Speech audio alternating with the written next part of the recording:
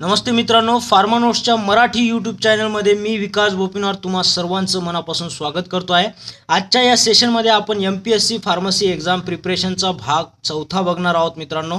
तर याच्यामध्ये आपण जे फार्मास्युटिकल ज्युरिस्प्रुडन्समध्ये फार्मसी ॲक्ट आहे त्याच्याविषयी जे काही छान छान क्वेश्चन्स आहेत ते इथं आपण घेऊन आलेलो आहेत. हे फार्मासिस्ट ग्रेड बी ग्रुप बी ची जे एक्झाम होणार आहे त्याच्या सिलेबसमध्ये हा पॉईंट इन्क्लूड केलेला आहे.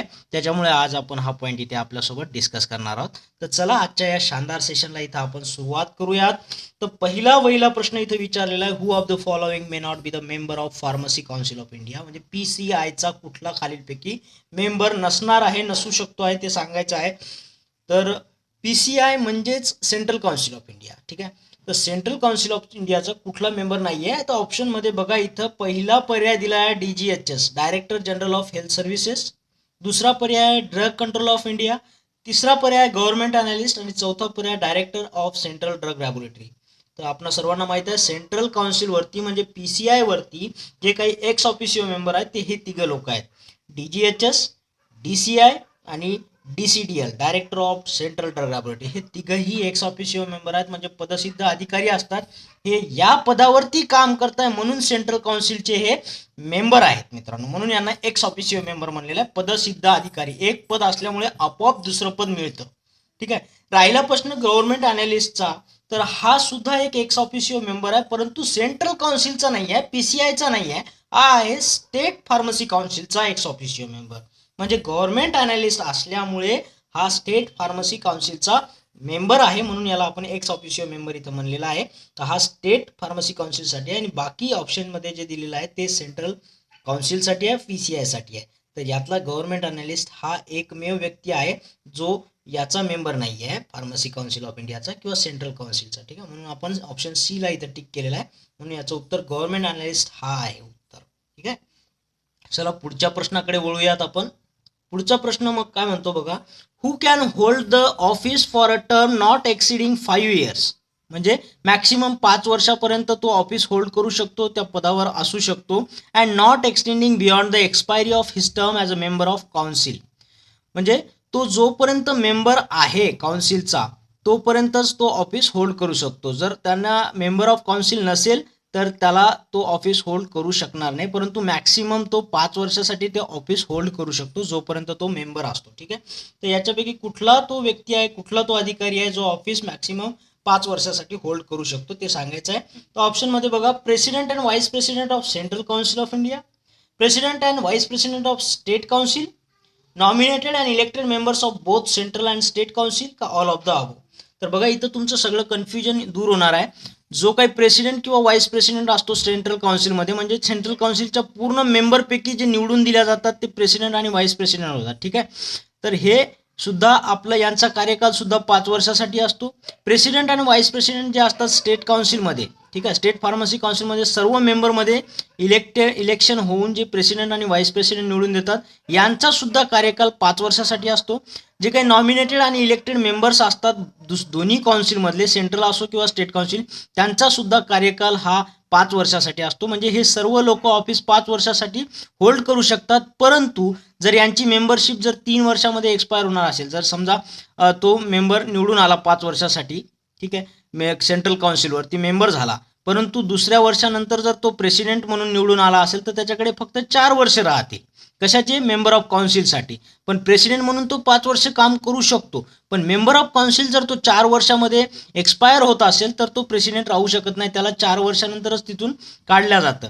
परंतु तो परत एकदा रिइलेक्शन करून किंवा नॉमिनेट करून जर निवडून इथं आला मेंबर ऑफ काउन्सिल म्हणून तर परत तो प्रेसिडेंटचा राहिलेला कालावधी उपभोगू शकतो. ठीक आहे, तर म्हणजे तुम्ही समजून घ्या की मॅक्सिमम तो 5 वर्ष या पदावर काम करू शकतो. हे यातले सर्व व्यक्ती. ठीक आहे, नॉमिनेटेड इलेक्टेड दोन्ही काउन्सिलबद्दल तर कुठलेही कन्फ्युजन ठेवू नका. सगळ्या लोकांचा इथं कार्यकाल किती आहे? मॅक्सिमम 5 वर्षासाठी आहे. हेच मला इथं तुमचं कन्फ्युजन दूर करायचं आहे. तर याच्यामध्ये आपल्याला ऑल ऑफ द अबो हा पर्याय निवडणे बरोबर राहील. बाकी सर्व पर्याय इथे चुकीचे राहतील. म्हणजे सर्व व्यक्तींचा कार्यकाल किती आहे इथे? 5 वर्षासाठी. म्हणून ऑल ऑफ द अबो सर्व व्यक्तींचा कार्यकाल मॅक्सिमम 5 वर्ष असतो.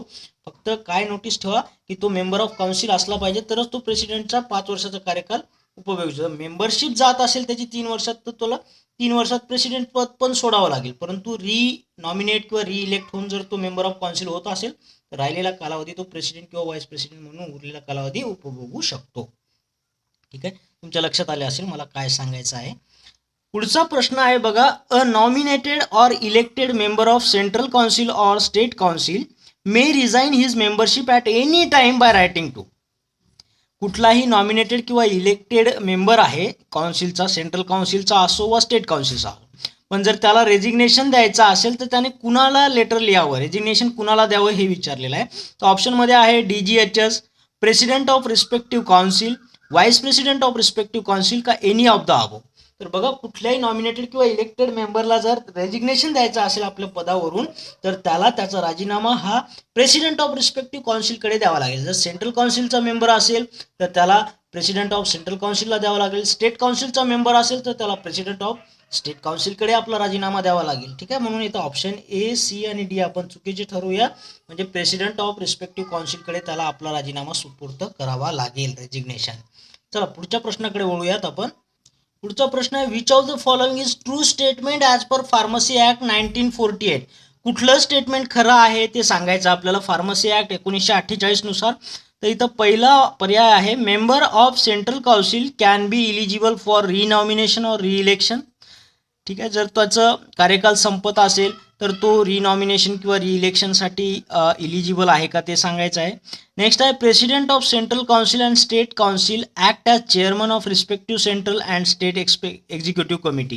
हे बघा, सेंट्रल काउन्सिलची आणि स्टेट काउन्सिल यांच्यामध्ये नंतर परत एकदा एक एक्झिक्युटिव्ह कमिटी नेमल्या जाते. तर या एक्झिक्युटिव्ह कमिटीमध्ये जे काही सेंट्रल काउन्सिल स्टेट काउन्सिलचे मेंबरमध्ये निवडणूक होऊन प्रेसिडेंट निवडला जातो, तोच प्रेसिडेंट इथं एक्झिक्युटिव्ह कमिटीचा चेअरमन म्हणून काम करतो.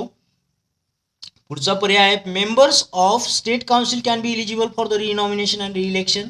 मग स्टेट काउन्सिलचे मेंबर सुद्धा रिइलेक्शनसाठी किंवा रिनॉमिनेशनसाठी इलिजिबल असतात का, त्यांचा जर कार्यकाल संपुष्टात आला असेल तर, का all of the above are the true statement. तर बघा, इथं सुद्धा तुमचं कन्फ्युजन नील होणार आहे की मेंबर ऑफ सेंट्रल काउन्सिल असो व स्टेट काउन्सिल असो, जर त्यांचा कार्यकाल 5 वर्षाच्या आतमध्ये जर संपुष्टात येत असेल तर ती मेंबर्स रिनॉमिनेशन आणि रिइलेक्शनसाठी इलिजिबल असतात. ठीक आहे, म्हणून दोन्ही पर्याय इथं करेक्ट आहेत. आणि जो कोणी प्रेसिडेंट म्हणून निवडून येतो सेंट्रल काउन्सिल आणि स्टेट काउन्सिलसाठी, तोच पर्सन ॲज अ चेअरमन म्हणून सुद्धा काम करतो एक्झिक्युटिव्ह कमिटीसाठी. म्हणजे जो प्रेसिडेंट आहे तो आपोआप चेअरमन होतो एक्झिक्युटिव्ह कमिटीचा. ठीक आहे, हे स्टेटमेंट सुद्धा बरोबर आहे.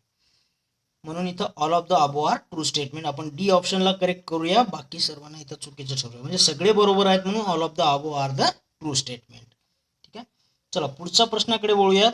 पुढचा प्रश्न काय म्हणतो, आफ्टर हाऊ मेनी इयर्स, किती वर्षानंतर the education regulation ER education regulation shall take effect in the state from the date of constitution of state council. बघा, प्रश्न वाचताना खूप कलाकारीने वाचता येतात. हे जे कॉमा असतात ना, या 2 कॉमामधलं थोडंसं तुम्ही निग्लेक्ट करायचं, डायरेक्ट वाचायचं, म्हणजे प्रश्न अतिशय सोप्या पद्धतीने कळतो. After how many years from the date of constitution of state council. ठीक आहे, म्हणजे कुठल्या किती वर्षानंतर तुम्हाला एज्युकेशन रेग्युलेशन हे आपल्या स्टेटमध्ये इफेक्टमध्ये आणता येतं, कधीपासून, from the date of constitution of state council. State council constitution झाल्यानंतर किती वर्षानंतर ER हा इफेक्टमध्ये येतो त्या राज्यामध्ये, हे सांगायचं आपल्याला. तर बघा, जेव्हा स्टेट गव्हर्नमेंट हे एज्युकेशन रेग्युलेशन इफेक्टमध्ये आणतं आपल्या स्टेटमध्ये, तेव्हा त्याला स्टेट फार्मसी काउन्सिलची कन्सल्ट करावा लागतो. त्याच्यानंतरच हे आपल्या इथे इफेक्टमध्ये येतं. पण जर स्टेट काउन्सिलच नसेल तर पहिल्यांदा स्टेट काउन्सिल कॉन्स्टिट्यूट करावं लागेल आणि त्या तारखेपासून पुढे किती दिवसामध्ये ER लागू केला जातो स्टेट गव्हर्नमेंटद्वारा. ठीक आहे, तर इथं ऑप्शन आहे 1 वर्षानंतर, 2 वर्षानंतर, 3 वर्षानंतर, 5 वर्षानंतर. तर याचं बरोबर उत्तर आहे की कॉन्स्टिट्यूशन ऑफ स्टेट काउन्सिल झाल्यानंतर पुढे 3 वर्षानंतर जे काही तुमचा ER आहे सेंट्रल काउन्सिलकडून आलेला, तो तुम्ही त्या राज्यात इफेक्टमध्ये आणू शकता. कधी, कॉन्स्टिट्यूशन ऑफ स्टेट काउन्सिल झाल्यानंतर 3 वर्षामध्ये. म्हणून ऑप्शन C इथं बरोबर आहे, बाकी सगळे इथं चुकीचे असणार आहे. ठीक आहे, आणि हो मित्रांनो, आमच्या फार्मा नोट्सची जे PDF मेंबरशिप आहे ती तुम्ही आजच घ्यायची आहे. याच्यासाठी तुम्हाला 999 रुपयांचं कंट्रीब्युशन करावं लागणार आमच्या चॅनलसाठी. आणि हे कंट्रीब्युशन तुम्ही कुठल्याही ऑनलाईन ॲपने करू शकता, जसं फोनपे, गुगल पे किंवा पेटीएमने. याच्यासाठी आमचा नंबर नोट करून घ्या 80 87 33 96 48 वर. जसं तुमचं कंट्रीब्युशन होईल तुम्हाला आमच्या प्रायव्हेट टेलिग्राम चॅनलसोबत लिंक करण्यात येईल, जिथं तुम्हाला हे सगळं मटेरियल PDF फॉर्ममध्ये मिळेल आणि मिळत राहील. आणि हे दर आठवड्याला अपडेटसुद्धा करण्यात येतं, जेणेकरून तुमच्या पुढच्या येणाऱ्या प्रिपरेशनसाठी सुद्धा तुम्हाला हे नोट्स कामी येतील. आणि हो, ज्यांना गरज आहे त्यांच्यासोबत हे नक्की शेअर करा, त्यांना नक्की या नोट्सचा फायदा होईल आणि त्यांचं जे काही जीवनातलं गोल आहे ते अचीव लवकरात लवकर होईल मित्रांनो. आणि आम्ही त्यांच्यासाठी खूप एफर्ट्स घेत राहू. चला पुढील प्रश्नाकडे वळूयात पटकन. पुढचा प्रश्न आहे, in case of withdrawal of approval of institution or authority as per pharmacy act 1948. बघा, फार्मसी ॲक्टनुसार एखाद्या इन्स्टिट्यूशनला किंवा अथॉरिटीला सेंट्रल काउन्सिलकडून अप्रुव्हल मिळतं की तुमचं इन्स्टिट्यूट कुठला तरी स्टडी कोर्स चालू ठेवण्यासाठी चांगला आहे, कुठल्या तरी एक्झामिनेशन कंडक्ट करण्यासाठी चांगला आहे म्हणून अप्रुव्हल मिळालं. परंतु या अप्रुव्हल मिळाल्यानंतर तुमच्या ज्या काही इक्विपमेंट आणि साहित्य साधन सामुग्रीमध्ये कमतरता आढळली आणि नंतर जर तुमचं अप्रुव्हल हे विड्रॉ करण्यात आलं, तुमचा परवाना हा रद्द करण्यात आला, तर the said institution or authority should make a representation in how many days from the receipt of such notice and forward to the central council through the state government. मग जर तुमचा असा परवाना रद्द झाला असेल तर त्या इन्स्टिट्यूशनने किंवा त्या अथॉरिटीने किती दिवसामध्ये तुमचं रिप्रेझेंटेशन करणं गरजेचं आहे. ही अशी विथड्रॉवल अप्रुव्हलची जर नोटीस आली त्या दिवसापासून किती दिवसामध्ये तुम्ही रिप्रेझेंटेशन करणं गरजेचं आहे, जेणेकरून तुम्हाला परत एकदा परवाना मिळाला पाहिजे, परत एकदा अप्रुव्हल मिळाला पाहिजे सेंट्रल काउन्सिलकडून. ठीक आहे. आणि हे तुम्हाला रिप्रेझेंटेशन सेंट्रल काउन्सिलला करायचं आहे कुणामार्फत? तुमच्या स्टेट गव्हर्नमेंट मार्फत. ठीक आहे. तर हे तुम्ही किती दिवसाच्या आतमध्ये रिप्रेझेंटेशन करणार तर हे सांगायचं आहे. तर इथं ऑप्शन आहेत 30 डेज, 60 डेज, 90 डेज का 120 डेज. तर तुम्हाला हे रिप्रेझेंटेशन करायचं आहे विदिन 2 मंथ्समध्ये, म्हणजे 60 डेजमध्ये मित्रांनो. ठीक आहे. विथड्रॉल ऑफ अप्रुव्हल जर तुम्हाला परत एकदा अप्रुव्हलमध्ये कन्वर्ट करायचं असेल इन्स्टिट्यूशन अथॉरिटीचं, त्या अथॉरिटीला 60 दिवसाच्या आतमध्ये रिप्रेझेंटेशन करणं गरजेचं आहे सेंट्रल काउन्सिलला मार्फत तुमच्या स्टेट गव्हर्नमेंट. ठीक आहे. राज्य सरकार मार्फत तुम्हाला ते सेंट्रल गव्हर्नमेंटकडे पाठवणं, सेंट्रल काउन्सिलकडे पाठवणं गरजेचं आहे 60 दिवसामध्ये. म्हणून इथं मग बाकी ऑप्शन इथं चुकीचे करून टाकू आणि 60 डेज इथं करेक्ट राहील विदिन 2 मंथ्समध्ये. पुढचा प्रश्न आहे, how many copies of register of pharmacist. Register of pharmacist म्हणजे एक तर स्टेट काउन्सिलकडे जे काही फार्मासिस्ट लोक डिग्री घेतात त्यांचं ते रजिस्टर असतं, त्यांचं नाव त्याच्यामध्ये नोंदवलं जातं. तर अशा रजिस्टर ऑफ फार्मासिस्टच्या हाऊ मेनी कॉपीज, किती copies have been supplied by every state council, प्रत्येक स्टेट काउन्सिलने किती कॉप्या ह्या देणे गरजेचं आहे for a state to the central काउन्सिलकडे. सेंट्रल काउन्सिलकडे किती कॉप्या देणं गरजेचं आहे अशा रजिस्टर ऑफ फार्मासिस्टच्या as soon as after the 1 April of every year. आणि हे कॉप्या कधी दिल्या जातात? दरवर्षी 1 एप्रिलच्या नंतर दिल्या जातात. ठीक आहे. तर अशा स्टेट काउन्सिलने सेंट्रल काउन्सिलकडे किती कॉप्या देणे अपेक्षित आहे ते सांगायचं आहे. इथे ऑप्शन आहे 2753. तर बघा मित्रांनो, याचं खरं उत्तर काय आहे तर 5 कॉपीजमध्ये हे देणं गरजेचं आहे. रजिस्टर ऑफ फार्मसी 5 कॉपीजमध्ये दिलं जातं. आपण इथं बाकी ऑप्शनला इथं चुकीचे करूया आणि 5 कॉपीजमध्ये देणं गरजेचं आहे. ठीक आहे. पुढचा प्रश्न आहे इथे, any person willfully obstructing an inspector in the exercise of the powers conferred on him by or under the Pharmacy Act 1948 or any rules made thereunder shall be punishable with. जर तुम्ही एखाद्या इन्स्पेक्टरच्या कामामध्ये अडथळा निर्माण करत असाल जाणून बुजून, तर अशा व्यक्तीला फार्मसी ॲक्ट 1948 अंतर्गत काय पनिशमेंट मिळणार आहे, काय सजा मिळणार आहे ते सांगायचं आहे मित्रांनो. तर इथं ऑप्शन बघा, imprisonment for 3 months or fine up to 1000 rupees or both. का imprisonment up to 6 months or fine of 2000 rupees or both, or imprisonment of 9 months or fine of 1500 rupees or both, imprisonment up to 6 months or fine of 1000 rupees or both. तर बघा, एखाद्या इन्स्पेक्टरच्या कामामध्ये जर एखादा जाणून बुजून अडथळा निर्माण करत असेल तर अशा व्यक्तीला फार्मसी ॲक्ट 1948 नुसार जेल होऊ शकते 6 महिन्याची आणि त्याला फाईन सुद्धा लागू शकतो 1000 रुपयाचा, किंवा हे दोन्ही सुद्धा होऊ शकतं. ठीक आहे. हे किंवा दोन्ही पण. तर त्याला हे होईल किंवा हे होईल किंवा दोन्हीही मिळेल. 6 महिन्याची जेल आणि 1000 रुपये जुर्माना पण भरावा लागेल. तर इथं ऑप्शन डी खरं आहे, बाकी सर्व आपण इथं चुकीचे करून टाकूया. तर ठीक आहे मित्रांनो, आशा करतो तुम्हाला हे सगळे क्वेश्चन चांगले वाटले असतील, पूर्ण सेशन आवडला असेल. जर असं झालं असेल ना मित्रांनो, तर नक्की या व्हिडिओला लाईक करा, शेअर करा, कमेंट बॉक्समध्ये कमेंट करा मित्रांनो. आणि हो, ज्या लोकांनी चॅनलला आत्तापर्यंत सबस्क्राईब नसेल केलं ना, तर सबस्क्राईब करून टाका आणि त्याच्यानंतर येणाऱ्या बेल आयकॉनला सुद्धा क्लिक करा, जेणेकरून पुढच्या येणारे व्हिडिओज तुम्हाला मिळत राहतील आणि त्याचा व्यवस्थित आनंद तुम्हाला घेता येईल आणि तुमचं नॉलेज वाढवता येईल. आणि येणारं जे काही तुमचं लक्ष आहे MPSCद्वारे फार्मसी एक्झाम प्रिपरेशनमध्ये तुमचं त्यांच्या एक्झाममध्ये सिलेक्शन होण्याचं, ते सुद्धा पूर्तीस जाईल.